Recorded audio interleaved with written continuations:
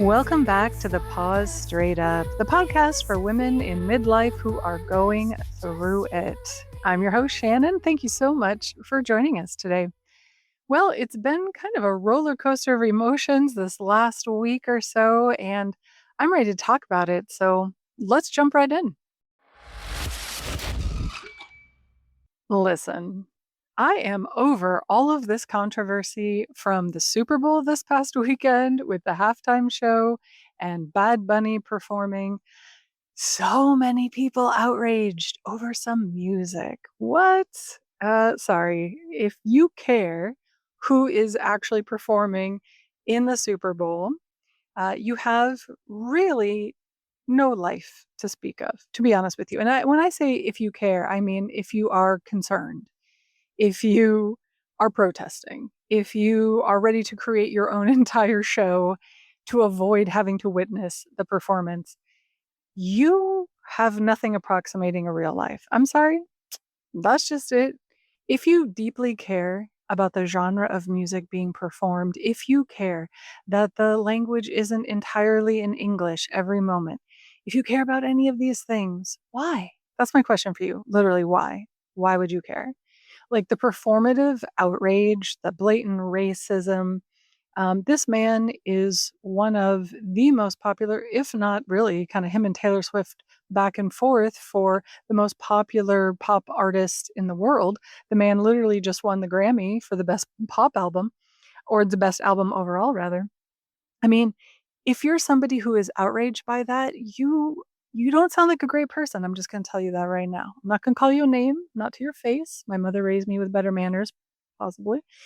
But you don't have any real problems if that's what you think, if you're worried. The man's music is eminently enjoyable, danceable. I don't speak Spanish. I mean, I understand a few words here and there. I studied French in school. I can get it to a certain extent, but it's the beat, it's the dancing. The man himself said, don't actually jokes, don't bother learning Spanish, just focus on the dancing. And he's not wrong. If you didn't speak Spanish, you could easily enjoy that show. I know because I did it.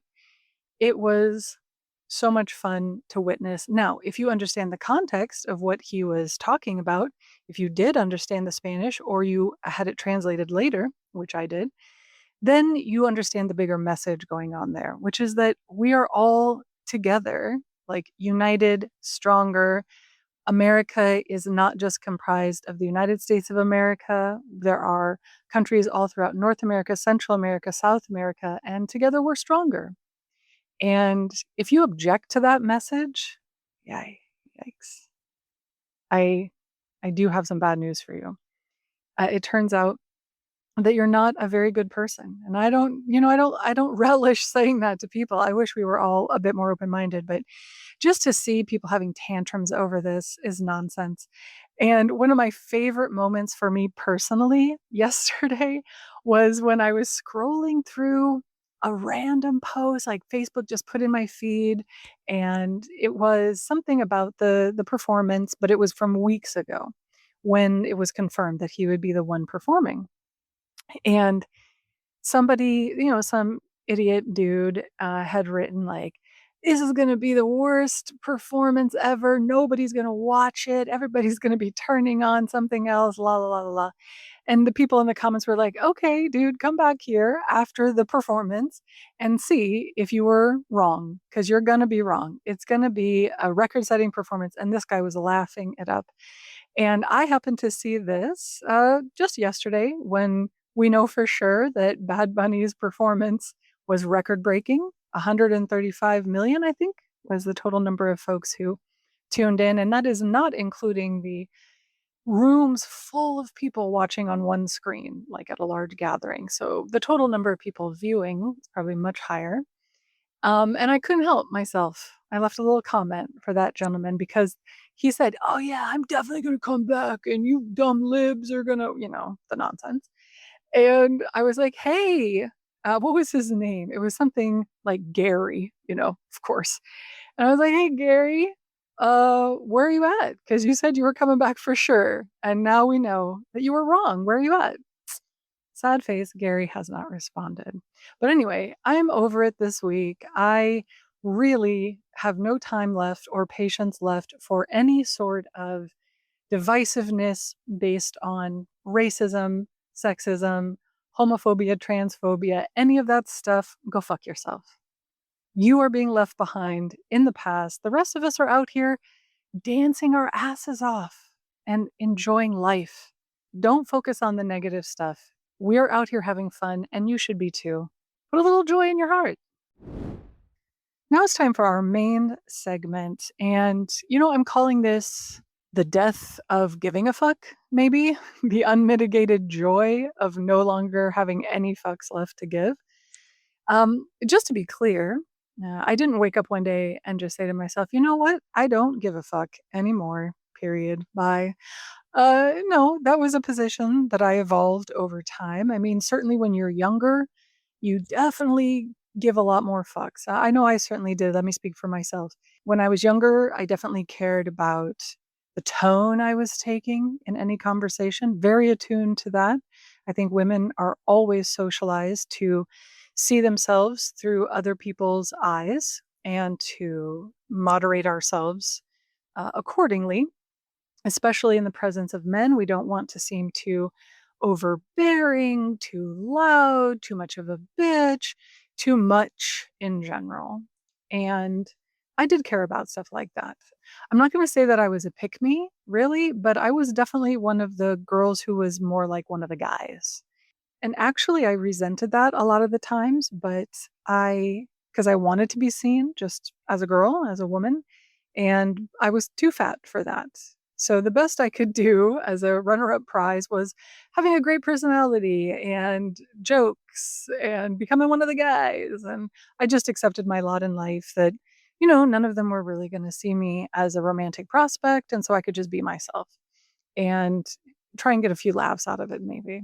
But I did care about being liked. I did give a fuck that I was seen as fun, mostly approachable, smart, like being correct about certain things. I mean, I am a Virgo. I'm sorry. I can't get rid of that attitude entirely. That's on me. I acknowledge it. But oftentimes when we worry about things like being too much, it's because women who are seen as too much are really penalized in society. Told to sit down, calm down, it's going to be fine, it's going to be all right. What are you so worried about? Don't get your panties in a twist, or whatever people want to say. But as I got older, and I think if you're over the age of 40, you can definitely relate to this. I have yet to meet a woman over the age of 40 who can't relate to this. But even in your 30s, I think nowadays women in their 30s, they're getting to this place a lot faster. Thank you, social media, for allowing us to compare notes. But once you go over 40, truly, your fucks begin to dwindle. This is not a novel observation, but just to share my experiences, and maybe you can commiserate with that. I simply stopped caring as much. Probably, first of all, I stopped caring as much about what people thought about me in a physical way. As I said, I was quite fat when I was younger, and I do say fat, I embrace that word. And I got up to a maximum. My highest weight was like 350 pounds. I didn't stay at that weight for very long, but that was my maximum. And eventually I ended up having gastric bypass when I was about 330 pounds. And I lost about 120 pounds. I stayed that way for a while. And then I took a really stressful job and I gained back about 40 pounds. And currently I'm trying to kind of get back to where I was originally after the surgery. And so I really have been really attuned to how people perceive me in a physical way for my entire life. One of my earliest kind of memories of, like the time period when you start to become interested in potential romantic partners and you get a little crush or this, that, and the other. And I can remember when I was in like eighth grade, I was over at a girl from my class from at her house. We weren't particularly close, but like our parents were hanging out or whatever. And so I spent some time hanging out with her. She was quite pretty. And she had a boy that she called on the phone. And I no longer remember who the boy was because we didn't go to school together. And she she was a kind girl and she was trying to maybe like, hey, get him to talk to me or whatever. I don't think she had any malice in her heart, to be clear, because there are some mean girls who would do this on purpose. I don't think she did.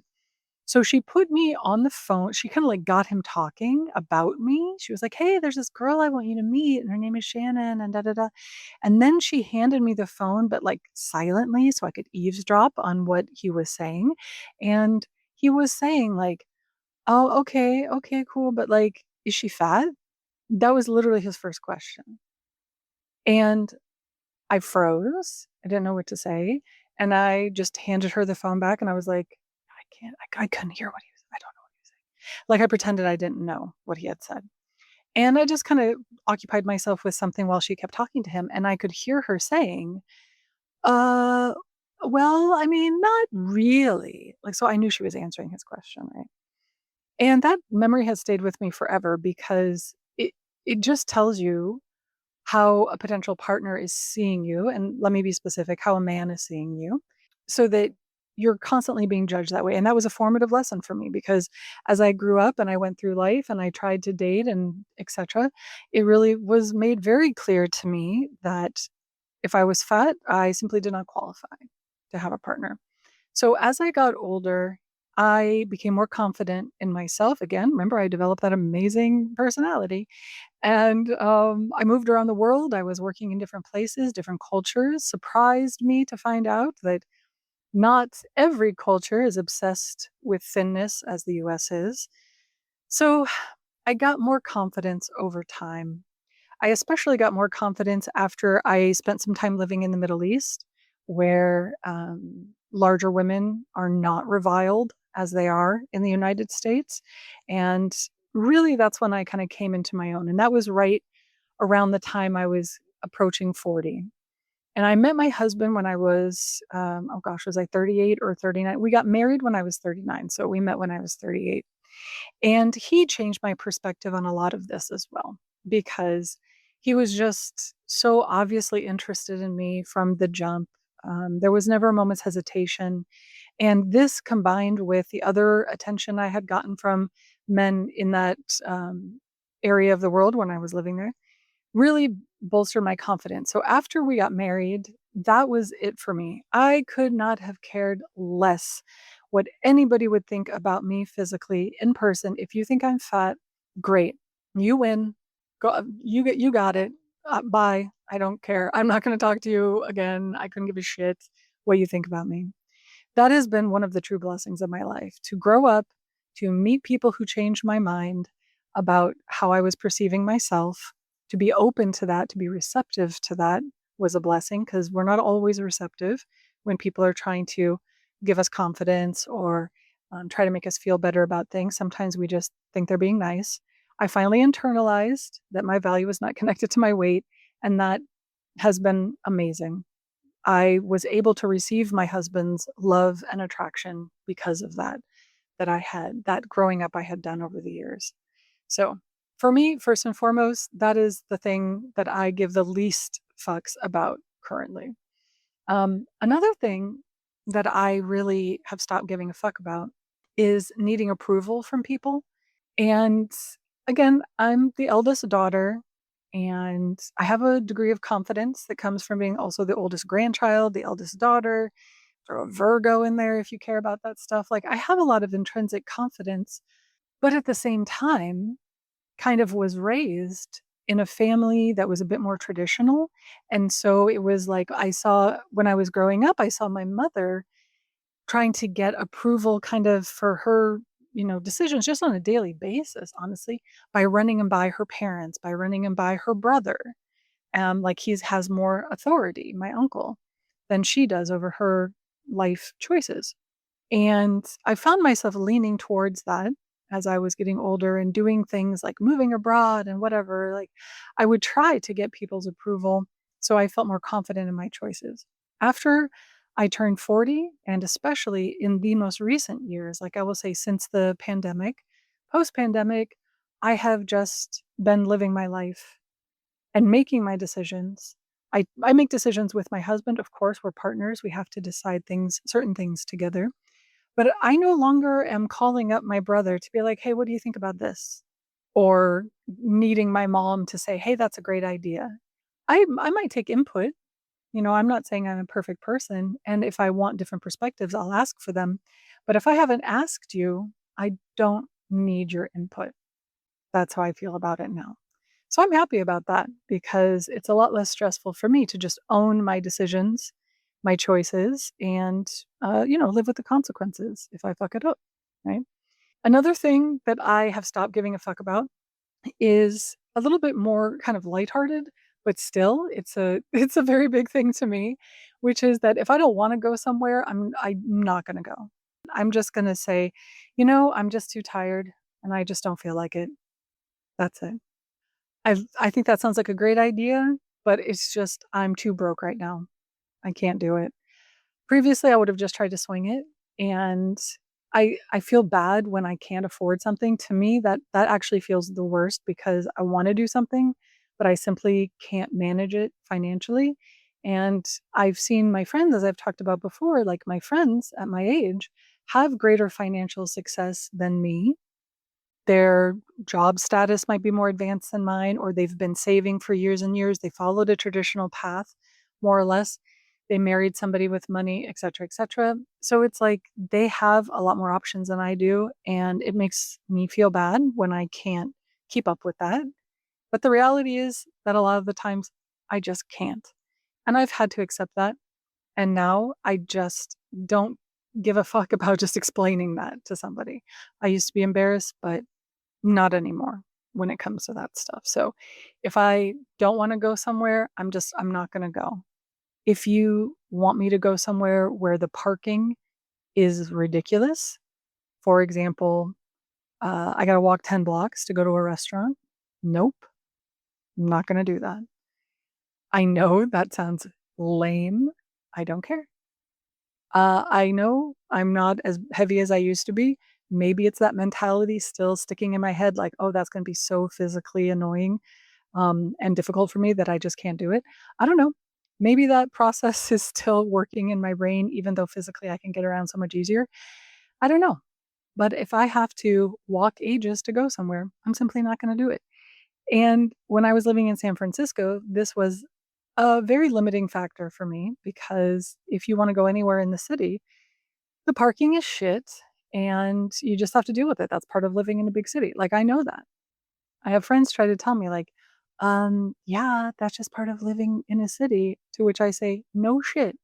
No shit. I still don't like it, and I'm still not gonna do it." So, yeah, there it is. If I'm too tired to do something, I'm too tired to do it. I have a difficult job, and at the end of the day, you are lucky to even talk to me at the end of the day because usually I just wanna shut down and not do anything after I clock out of my job. So another thing that I've stopped giving a fuck about really is how I look when I go outside. I do work from home, so I am kind of a vampire. But when I go outside, I used to have my mom's voice in the back of my mind saying, what if you just put on a little lipstick? But you know what? You should let your hair down. You shouldn't have your hair back in a bun or a ponytail." And it's like I'm trying to get rid of that voice actively. So when I go out without any makeup, with my hair up in a bun, I try to embrace the idea that nobody gives a shit when they look at me. Nobody sees me at the grocery store and says, "Oh my god, can you believe that bitch is out here without eyeliner? What?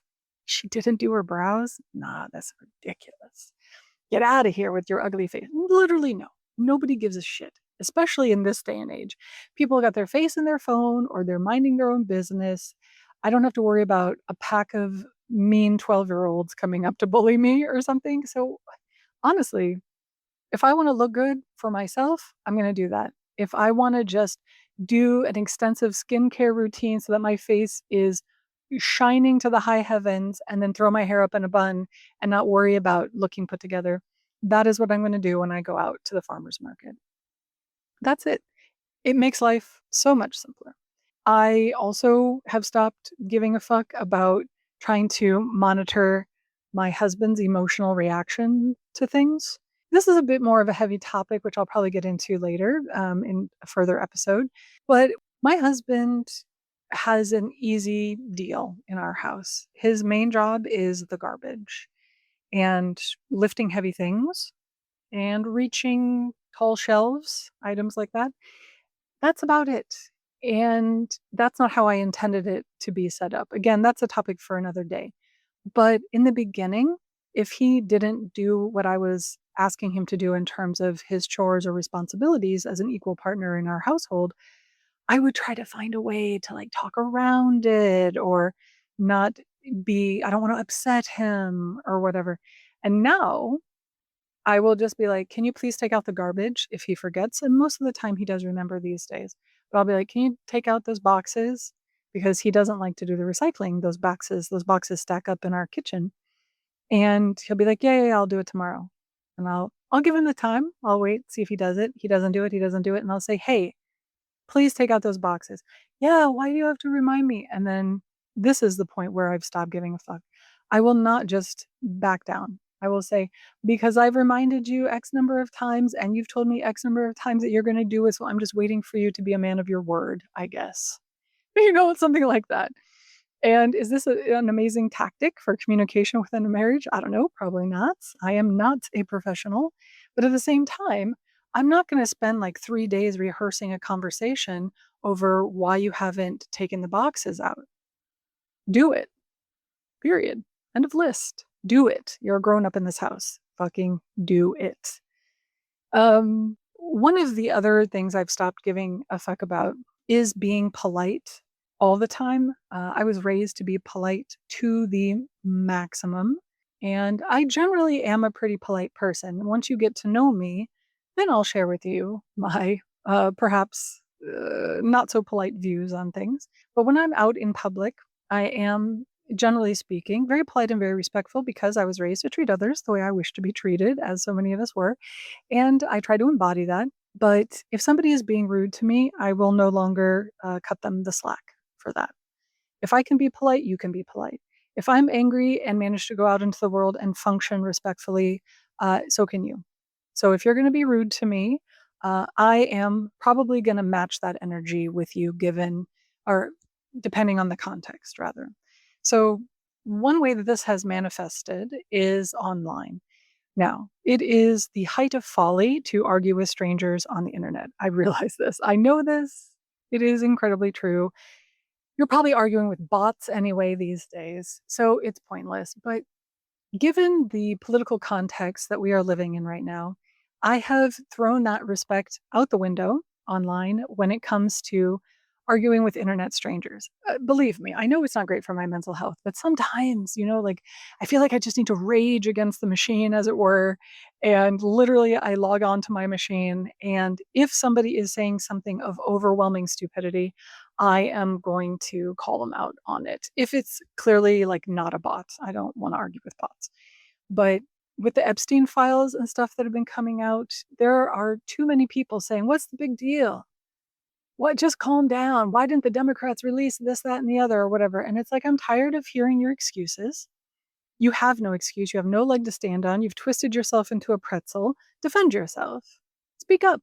Give me some facts, because they don't have facts, right? They're just operating on emotions, on hatred, right? I'm not interested in any both sides bullshit. Sorry, but there is one side protecting these pedophiles, and it is not the left. So if you think the left is to blame here, please go fuck yourself. And then read a fucking book. Read some of the actual Epstein documents that have come out. They're horrifying. And they reveal a tremendous amount of cover up going on of these powerful, powerful men and women in there, tragically, deeply tragically. Anyway, so arguing with strangers online, I've gotten rid of my rule. I have no more fucks left to give. If you annoy me, I'm going to fight with you. And I'm going to win. It's fine. So, just to wrap up the main segment here, as we've gotten older, I think most of us have had so much lived experience that it just doesn't make sense to care as deeply about those things that we used to care about so much, like how we're perceived by others, how our behavior impacts others when it's something that isn't the most important thing on the planet, right? There are times when you absolutely need to regulate your behavior in order to be a polite and functioning member of society. That's not what I'm talking about. But when you are caring too much about what other people think, this isn't good for you as an individual, for us as a society, if we are just letting ourselves be run by other people's expectations. It doesn't serve us, it doesn't serve anybody. So that's my advice. Not giving a fuck, it really isn't about just being careless and flinging it all, to the winds. It's really just, it's about caring about the important things, not about the things that either we can't control or that are just foisted upon us by society that ultimately do not serve us in any way.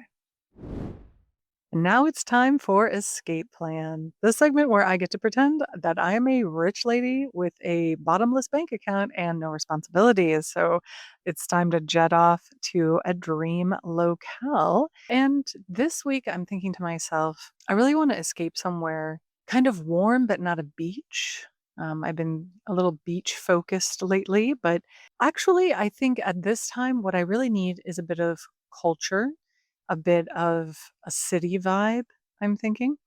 But where to go in the winter? That's the real question, right? So, of course, I started thinking about South America, or somewhere in the Southern Hemisphere, really.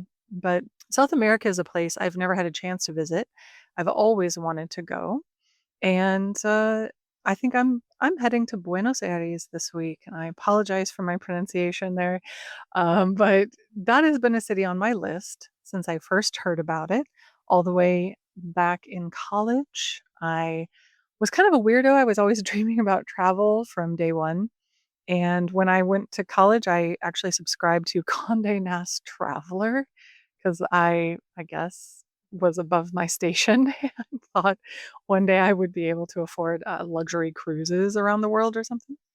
So at that time, which was 1,000 years ago, they would have a little postcard in there where you could send away for brochures from all the different advertisers in their issue. Can you even conceive of that? Is how things used to work. So I can remember I sent away for the brochure for so many different things. I mean, like I was literally getting like 2-inch thick cruise books for years after I filled out a couple of those. So it did give me some ideas of where I wanted to travel, which was nice. And one of those places was Buenos Aires. That's the first time that I really got to see visuals of it, the picture, like different spreads in the magazine, in addition to brochures that I got from, fancy hotels and such, really cemented in my mind the idea of going there. And I was also studying French at that time. I had a minor in French, and I heard that it was called the Paris of the South. And that sounded enchanting to me. And so I always filed it away as a place I would like to go, but I still haven't been there yet. So that's where I'm going this week on Escape Plan. If money is no object, you can believe I will be in Buenos Aires at the Four Seasons, staying at the Four Seasons there in one of their mansion rooms. I'm going to put the links for everything just in case you do happen to have a bottomless budget and would like to go off to Buenos Aires and live my dream. But the Four Seasons in Buenos Aires is in a beautiful neoclassical, I believe it is, building. Architecture is one of my favorite things to appreciate when I go to a new place. And in cities, you have a lot of variety. I spent more years than any other place I spent in Europe, and that was like 3 years in Poland, 1 year in France. I've traveled all over there too, and I really love that style of architecture. I think it's kind of a stereotype to be like, "Oh, an American who's in love with European architecture. Wow, amazing." Like, news at 11. But it's true. I love it. I guess I'll cop to that stereotype. So any kind of architecture that is maybe like from the late 1700s into the 1800s, early 1900s, that's the range that I really love. And it just so happens that Buenos Aires went through a huge period of development at that time, the 1800s into the 1900s. And they have so many beautiful buildings that I would love to do. They have architecture tours you can go on. And I found one where They will take you around to the most famous buildings. Of course, there are a lot of options, but they give you a lot of the historical context, which I really appreciate. I believe that is called context tours, if I'm not mistaken. And they have buildings there like neoclassical, Art Nouveau, Beaux-Arts style, and that really appeals to me. I mean, basically, like the frillier, the floofier, the curvier the building is what appeals to me. If it looks like a wedding cake, sign me up. So that is a huge thing that would be part of my trip to Buenos Aires. So another thing, though, of course, is cooking. I love cooking. I I would really love to learn how to make Argentinian empanadas. I did live in Mexico. I've had their version of empanadas. Argentinian are different, and I would love to take a cooking class that would teach me all the ins and outs of that, plus any other local specialties. And I think taking a cooking class is one of the best things you can do when you go to a new place. I've only had the chance to take one, like, really major cooking class in my travels when I went to Bologna on, a little spring break when I was living as a very poor student in France. Or not a student, rather, I was teaching at the university for a special program and was as poor as a student, I'll just say that. So I got to go on spring break on Ryanair for a 15 € flight to Italy and got to take a pasta making class in Bologna. Amazing. Highly recommend anytime you get a chance to do that kind of class. Now, the rest of the time in Buenos Aires, the weather is going to be beautiful. It's in the 80s there currently. I would love to spend time walking through some of the beautiful old neighborhoods that are there, sitting in the parks. They have some absolutely gorgeous parks. Just get outside, touch grass, as the kids say, and really just relax. I would like to disconnect myself from basically all current reality that I'm living in.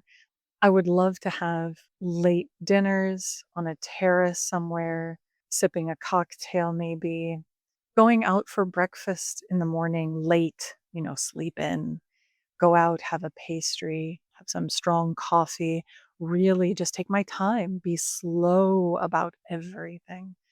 Do some amazing shopping, of course, with my bottomless budget. There's a lot of great shopping in Buenos Aires.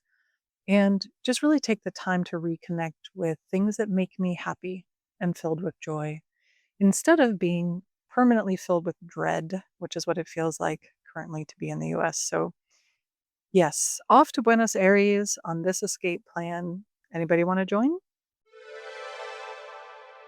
Now for our last segment, things I didn't hate this week. It's a pretty short list. Don't mind telling you that. So it was a pretty short list. I struggled to think about it. And what I came up with actually is something super simple, and it is making progress on my crochet blanket. I do love crochet. I first started as a knitter. I got into crochet later. Crochet definitely has taken over like cultural prominence right now, I think, over knitting. That's the vibe I get. More people are into crochet because it's a bit easier, I think, question mark. There are some definitely complicated stitches you can be doing. I just think it's an easier entry point for people who are trying to get into fiber arts. So I've tried to embrace that over this past year to give myself something to do other than doom scrolling my phone. So I've been doing some tutorials to refresh my memory on YouTube, to learn new stitches. I've joined some groups on Facebook just to see some cool new patterns. And that's been great. But there's this blanket that I've been making that's just kind of dragging out forever. And it uses one of my favorite yarns that I've encountered over this past year, which the brand is Caron. That's Caron, Caron. And it's one of their anniversary slices, is what they call it. So they have, it's called Bookshelf, is the name of it. And the thing about these anniversary slices are that the colors are kind of a mishmash. So if you don't like the color combo, just skip it because it's going to look crazy no matter what. So if you're not in love with the color combo, you'll be spending a lot of effort and money to do something that you ultimately might think looks like a pile of vomit. So be careful with that. But I do love um, this particular color. It has some primary colors in it to a certain extent. Also, some interesting combo with like the blue and the orange and the brown and the way it just goes together. I fucking love it. I was able to make a hat with it, and that was great to finish up a project with it. But the blanket, I just wanna make a throw blanket, man, and just to something sit on my lap of an evening.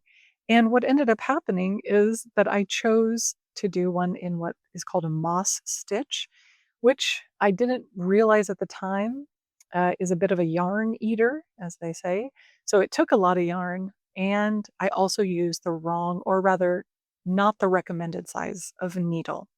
So I used a smaller needle, unfortunately, and that also made it very dense and use up a lot of yarn. So I kind of got stalled on it, to be honest. But this week, I kind of went back to it and I just said, okay, maybe I'm not going to keep going all the way as big as I wanted it to be with this yarn.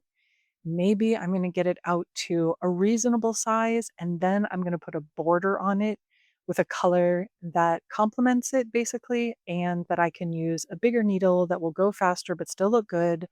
And so I kind of came to that resolution this week. And I'm really happy about that because I do want it to be done before it becomes, 100 degrees in Texas every day and I don't get a chance to even use it. We have had cold weather. It has been cold this winter. I have been freezing. But I've actually been using this electric blanket like a 90-year-old woman. My mom got me for Christmas, and I use it mostly when I'm at work because I have a home office that happens to be right by the window in my bedroom, and there's really no other place to have it. So I'm kind of stuck there, and it gets cold. And even in Texas, we had snow. Everybody had like snowmageddon a couple weeks ago. Even we had that, and it was freezing cold. So that electric blanket has saved me because my bones are crumbling to dust. But I'd like to have a more like personal, something I made with my own two little hands kind of blanket to keep me company of an evening in the living room when I'm just chilling, watching, I don't know, YouTube or something each night. So, yeah, I'm really happy about that. That is something I definitely didn't hate this week. Yay for finally finishing projects. That's going to do it for us at the Pause Straight Up this week. I've been your host, Shannon. Take a moment to to rate and review all of that good stuff. We do have a Facebook page that you can follow. We have an Instagram page where I'm trying to put some funny stuff over there so you can take a look at that. And yeah, that is going to wrap it up for us. I appreciate you and I hope you have a great week ahead. Thanks for joining us, and I'll see you next Tuesday.